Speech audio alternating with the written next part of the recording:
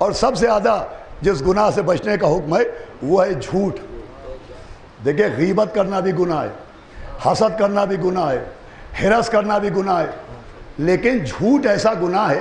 پڑھے لکھے لوگ بیٹھے ہیں، آپ قرآن پڑھیے تو قرآن میں غیبت کرنے والے کی مذمت ہے، لعنت نہیں ہے۔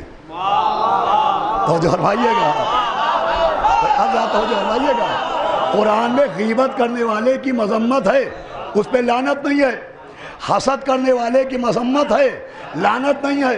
ہرس کرنے والے کی مذمت ہے، لعنت نہیں ہے، مگر جھوٹ بولنے والے کی مذمت نہیں ہے، جھوٹوں پر لعنت ہے۔ سمجھا بھئی؟ اب متوجہ ہو گئے تو بات واضح ہو جائے گی۔ اللہ نے جھوٹوں پر لعنت کی ہے۔ عید مباہلہ کے دن جو آیت نازل ہوا ہے مباہلہ، تو اللہ نے جھوٹوں پر لعنت کی۔ اب دیکھیں ایک لفظ ہے، بچے سمجھے نوجوان سمجھے، مذمت، اور ایک لفظ ہے لعنت۔ یہ ذہن میں رکھیے گا کہ غیبت کرنے والے کی مذمت ہے، لعنت نہیں، ہرس کرنے والے کی مذمت ہے، لعنت نہیں، مگر جھوٹوں کی صرف مذمت نہیں ہے، جھوٹوں پر اللہ نے لعنت کی ہے۔ مذمت اور لعنت کا فرق یہ ہے، جس کی مذمت ہو اگر وہ توبہ کرے تو دروازہ توبہ کھلا رہتا ہے، لیکن جس پر لعنت ہو جائے، مذمت کے بعد توبہ کا دروازہ کھلا رہتا ہے، لیکن جس پر اللہ لعنت کر دے اس کے لیے دروازہ توبہ وہاں نہیں ہوتا، اس کی توبہ بھی قبول نہیں ہے۔ اسی لیے ابلیس اگر توبہ کر لے تب بھی اللہ معاف نہیں کرے گا، اس لیے کہ قرآن میں ابلیس کی مذمت نہیں ہے، ابلیس پر لعنت ہے۔ تو یہ بات سمجھ میں آ گئی کہ جس کی مذمت ہو اسے تو معاف کیا جا سکتا ہے، لیکن جس پر لعنت ہو وہ معاف نہیں ہو سکتا۔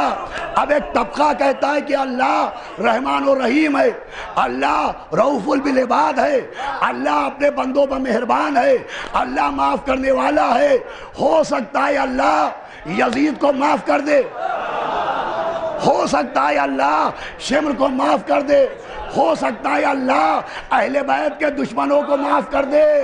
تو بھائی تاریخ میں حدیثیں پڑھو، اگر اہل بیت کے دشمنوں کی مذمت ہے تو معافی ملے گی، لیکن اگر ان پہ لعنت ہے۔ اب دیکھیں یہ جو لعنت ہے یہ صرف جھوٹے کی سزا نہیں ہے، یہ صرف پڑھے لکھے لوگ بیٹھے ہوئے ہیں، یہ صرف جھوٹے کی سزا نہیں ہے، بلکہ لعنت سچوں کی پہچان بھی ہے۔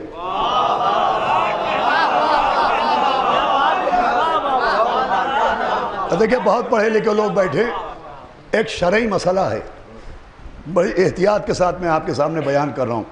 ایک شرعی مسئلہ یہ ہے کہ اگر شرعی عدالت میں، یعنی عدالت اسلامی ہو، حاکم شرع ہو، معصوم ہو، اور اس کے سامنے کوئی شخص آئے اور اپنی زوجہ پر کوئی الزام ناقابل بیان لگائے،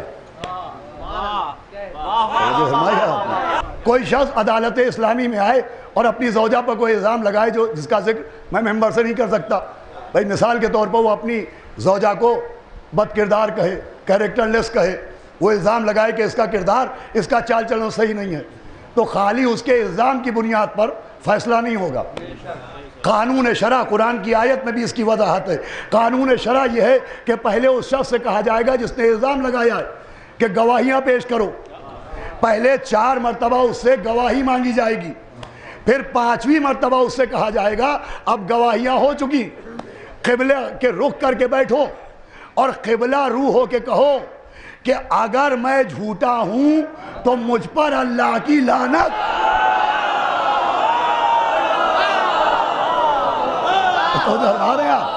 یہ شرعی مسئلہ ہے جو میں نے بیان کیا کہ اس سے کہا جائے گا آپ یہ کہو کہ اگر میں نے جھوٹا الزام لگایا، اگر میں جھوٹا ہوں تو مجھ پر اللہ کی لعنت۔ یہ جملہ کیوں کہلوایا جائے گا کہ یہ جملہ وہ تبھی کہے گا جب سچا ہوگا۔ لعنت وہ تبھی بھیجے گا جب وہ سچا ہوگا. اس کا مطلب لعنت بھیجنا سچوں کی پہچان ہے. اب ملت مسلمہ میں محبت اہل بیت کا دعویٰ سب کرتے ہیں, عشق اہل بیت کا دعویٰ سب کرتے ہیں, محبت حسنین کا دعویٰ سب کرتے ہیں, اہل بیت سے محبت کا دعویٰ سب کرتے ہیں, مگر دشمن زہرا پر لعنت سے